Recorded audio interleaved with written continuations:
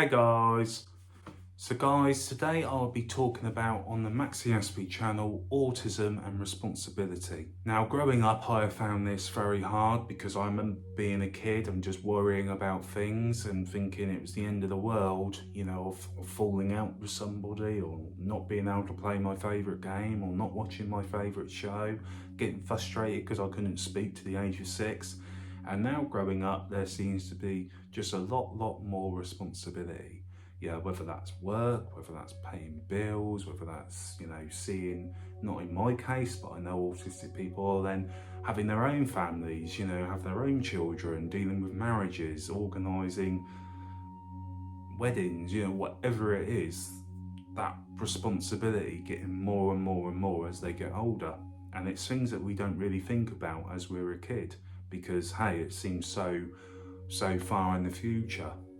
But today I wanted to share some tips about being autistic and having those responsibilities and how to combat them and things that you may face. So one of the tips I would give to you is don't try and do everything at once, because that's only going to overwhelm you and that's going to put more pressure on you and you are going to miss a few things. You know, my life especially, you've probably seen my YouTube channel has been one of those responsibilities that have slipped because of the immense pressure I put on myself and the other things I'm trying to do in my life, but they won't go away. And it's just important to not put that level of pressure on yourself and overwhelm yourself, because you end up having burnout and meltdown. You won't be able to do any of those things productively. Number 2 is trust people and share those responsibilities. Don't be afraid to ask for help. Asking for help is not weakness. It's not making you seem any less willing or any less capable of performing a task. If anything, it's showing leadership, and that's what you need to do when, hey, you get to the point where you're like, I'm not going to get this done if I don't do this. Just sharing responsibility is really key. Number 3, I'd say, is to talk to people. Just talk about it, even if it's not passing responsibilities out or sharing responsibilities. Just talk to somebody about it, because there could be a solution that you think is the right one to make, but it's going to take X, Y, and Z. And just through a conversation, somebody might come up with a more simpler and more beneficial route for you to take. And just through conversation, you may not think about it. There's many times when I've gone, okay, I'm going to do this like this, and someone just goes, well, if you're doing that like that, then why can't you just include that part on that bit, and that will make the process a lot slicker. And then I'll go, yeah, I didn't think about that.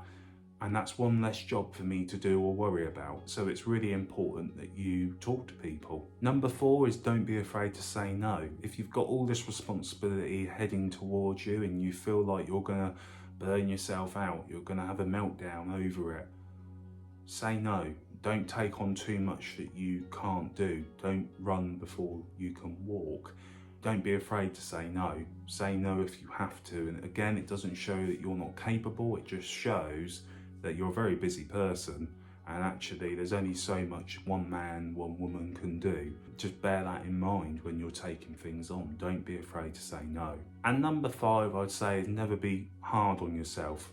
Never think that you're stupid, never think that you're not capable, never try and prove something to yourself for the sake of proving something to yourself. It's not worth it. You have to say no sometimes, but you also have to not beat yourself up about it, not be hard on yourself, not think, oh, someone else would be doing this a lot better than me. Forget about that. Don't compare, because comparison, we all do it, and it's no good because we don't know the ins and outs of how that person operates, what they've got behind them, if they've got money, if they've got a support structure. We don't know. There's no point comparing yourself. I could easily compare myself to Logan Paul with my YouTube channel being in absolute dismantle, you know, with the lack of videos I've been behind. But you look at Logan Paul, there's probably a team around him, probably a social media team around him.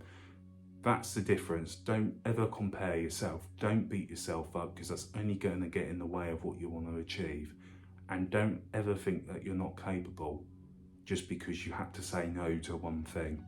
Those are my tips for autism and responsibility.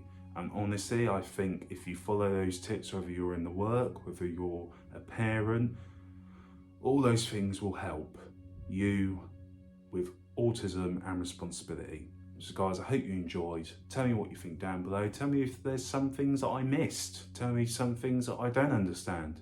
And guys, thank you for watching as always. Take care and goodbye for now.